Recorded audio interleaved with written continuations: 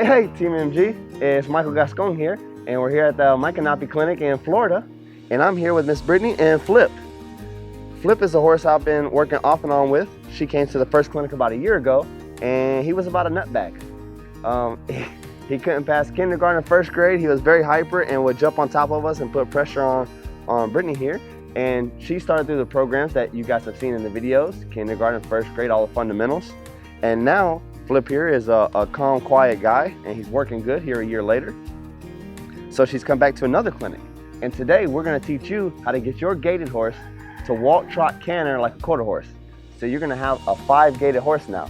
So for this Paso here, he already knows how to corto and largo. So what we're gonna give him is, he knows how to walk as well. So we'll get walk, trot, canter, then he can also corto and largo, which he already has. And we're gonna show you just how to make that transition possible. All right, if you'd like to close that up. We might need a lead. There you go. Yeah. Just use this.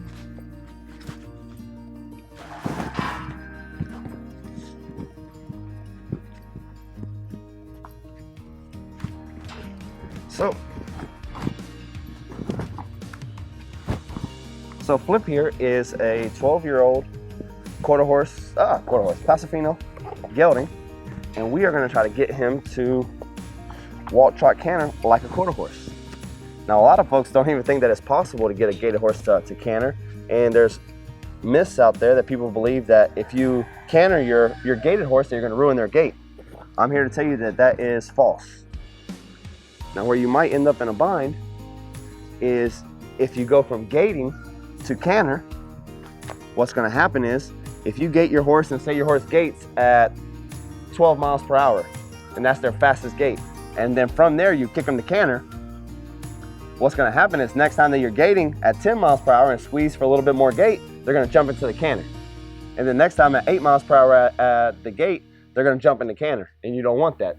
That's why a lot of trainers, they say, hey, don't canter your gaited horse, because they're scared that you're going to have the horse you're trying to jump off into to gait. So just like anything we're going to do with the horse, we're going to try to make it crystal clear to the horse what we're asking. So whenever we're asking the horse to gait, they're going to be up in frame with their rear end under them and driving into the bridle. And whenever they canter, we're going to completely let them out of frame. We're going to drop their head, and we want them to lope around like a quarter horse, head low. This is going to ensure that you have the best quality gait when you're gaiting, and then you can go as fast as they can go gaiting and smooth without trying to get confused or trying to start hopping in the front.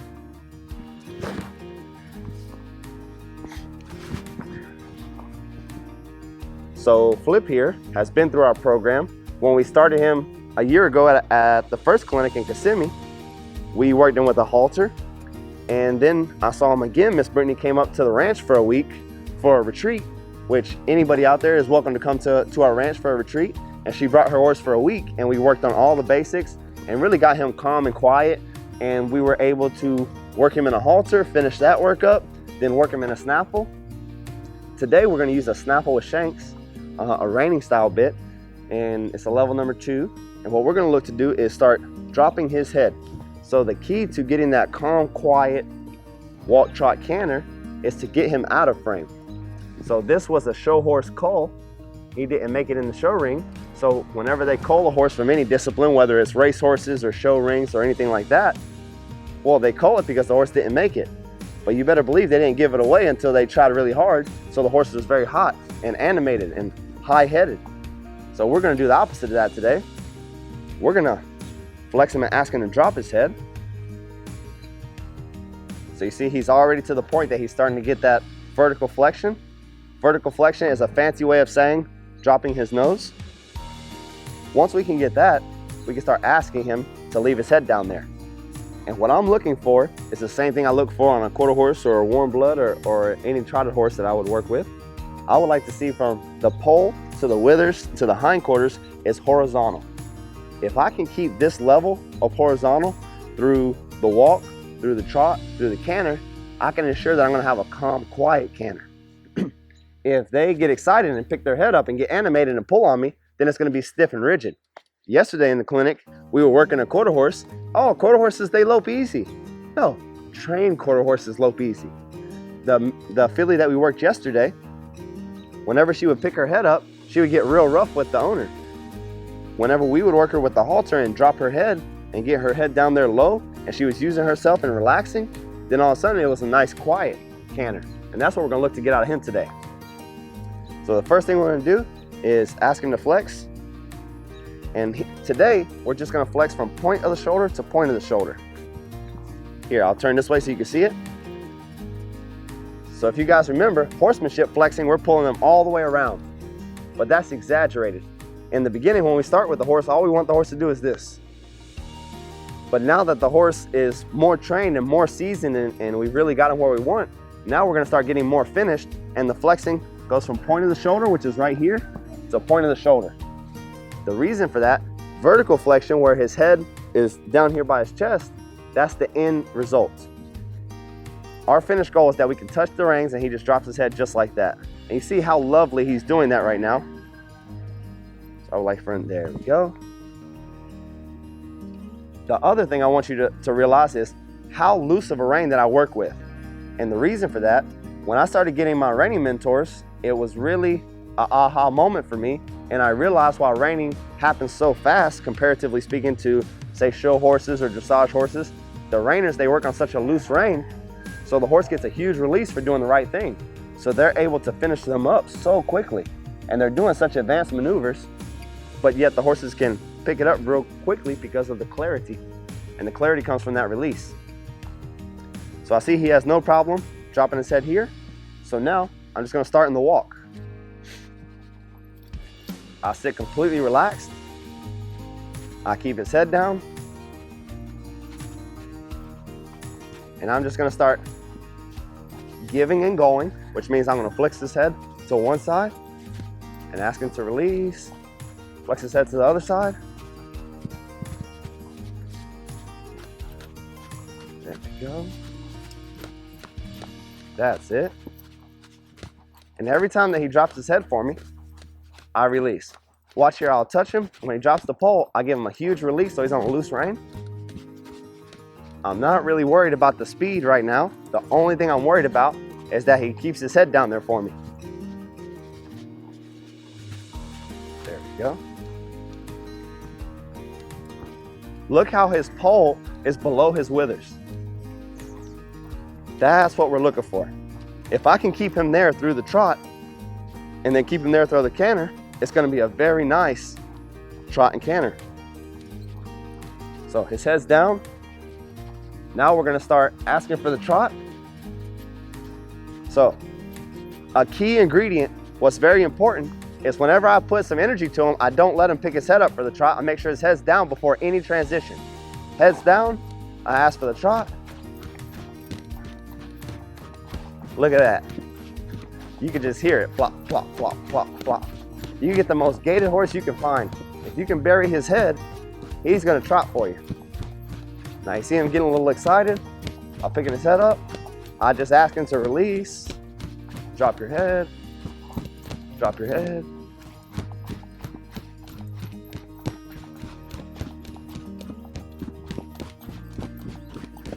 So a lot of times people want a different breed of something. You know, you get a gypsy van or you get a Paso, you get an Arabian, and you say, well, I want the horse to lope like a Western pleasure horse. Okay, it's not a breed thing, it's a conditioning thing. You don't see Western pleasure horses loping like that without their riders. So it's just to figure out how they get them to do that. So I want him to walk, trot, canter like a reining horse. So I have to do everything I can to help him with that. So I'm gonna try to get him to drop his head here and leave it down. So right now you see me babysitting him a little bit. As he moves his feet, his whole upbringing in the show ring, every time he moved, he picked his head up, he resisted.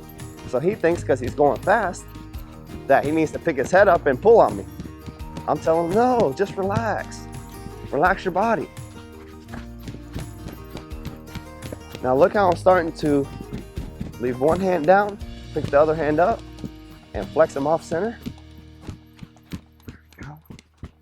So I can pick my left hand up to my hip, right hand down by my knee. There we go.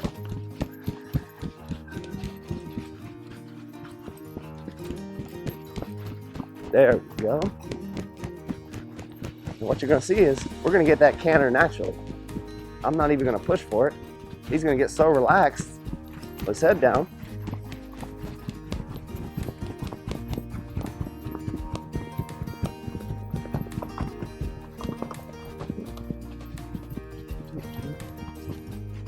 See, he gets excited, picks his head back up.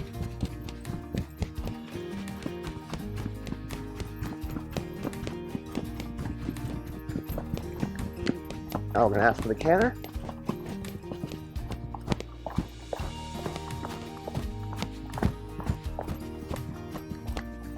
So you saw he broke into it for 3 or 4 strides there. Then he got excited and went back to gait. So I relaxed and dropped his head again. But notice how I sit back and I look up and I'm driving my horse forward by my body position and my legs. At the same time, relaxing and asking him to drop his head.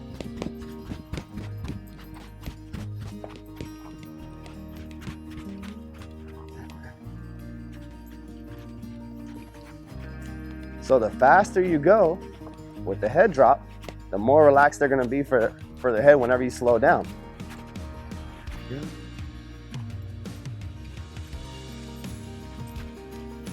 Now we're gonna break this up with a little spiral action here. So we're gonna come here, turn to one side, asking to back up.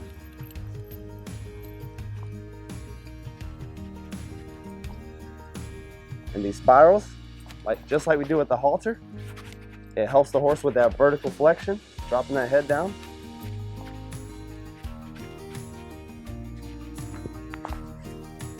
I have a flex to the right. I'm gonna touch and release with the left. There we go. Touch and release with the left. There we go.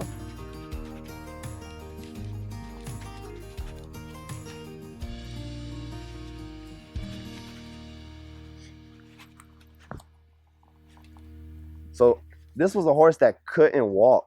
I mean, he couldn't keep the RPMs in his mind. And now we're trying to walk, trot, canter him after going through our program. That just goes to show you, I love to see folks when every time I see them, and I see them repeatedly, they have a different problem every time that I see them. If you have a different problem every time I see you, that means that you've been doing your homework. That means that you've been working at your house. In the beginning, she was scared to walk this horse because his RPMs and his emotions were so high. And now she's worried about going faster and faster because she knows that she can walk him. Now we're gonna try the other side. This is more difficult side.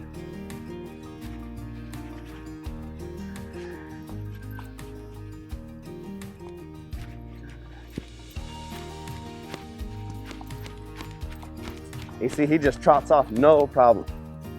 That's what we want to see. So I always think about the 2 most trained horses in the world as far as disciplines. And I always think about reining and dressage being the 2 most highly trained horses.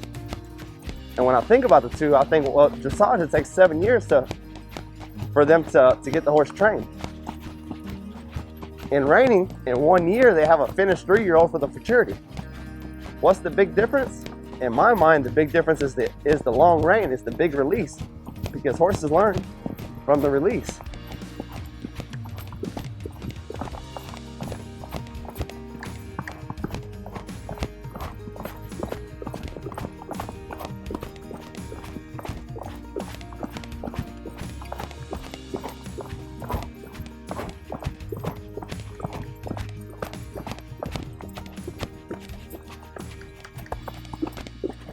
Now, you may not think that this is much, but for a horse that anything outside of a walk, he would get excited and his RPMs would go through the roof and he was borderline uncontrollable. This is a big deal for a horse like this. The fact that he can move his feet and go somewhere and stay relaxed at it. Now, if we did this for a few days in a row, he would get more calm and easy. He would stretch out even more. Look how he's not trying to run off with me. Look how this is very early on in the process. And he's staying pretty rated. There we go. You see my hands are down here and very exaggerated. It's just because I don't want him to pick his head up, because I don't want to get into a tug of war match with him. So as long as he's there, there's no pressure on him. But if he tries to pick his head up, I catch him and I release him. But what's going to happen very quickly is we're going to be able to give him more and more rein.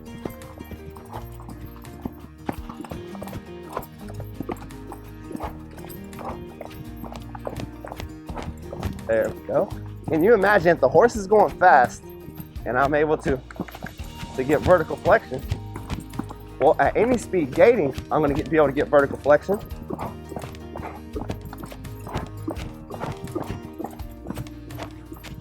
Trot.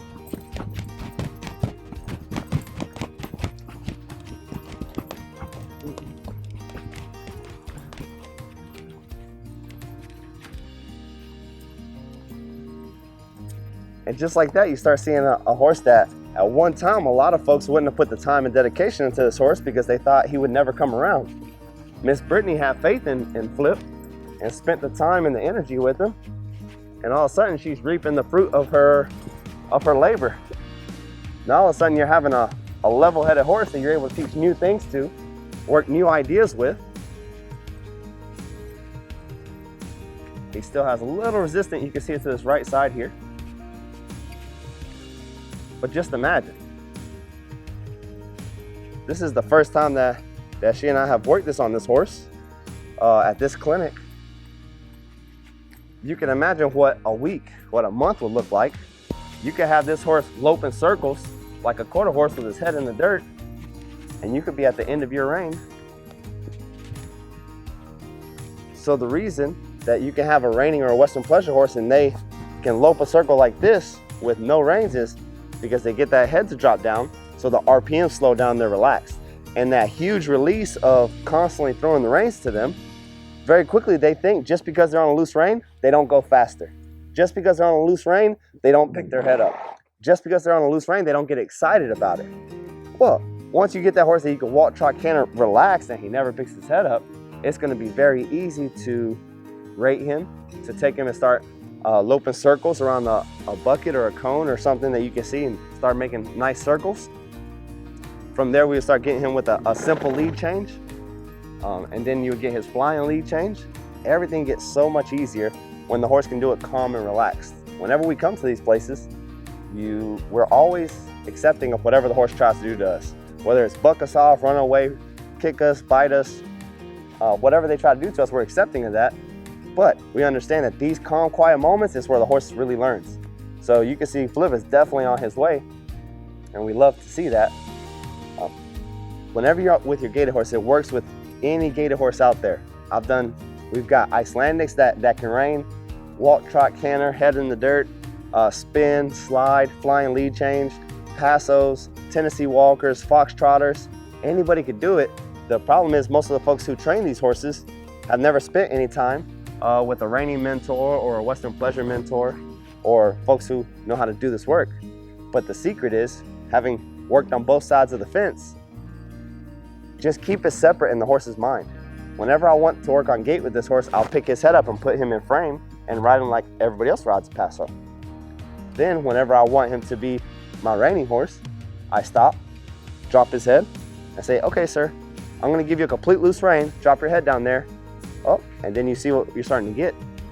That's right there in the very beginning of his canter career. A lot of folks think that Pasos and gaited horses, they bunny hop canter. Well, they only bunny hop canter because they have energy and a high head and they're tense and tight. Well, then when you kick them to canter and they break their gait into canter, then it's super exciting, energetic, adrenaline based. Well, the horse can't relax and just go through the motion.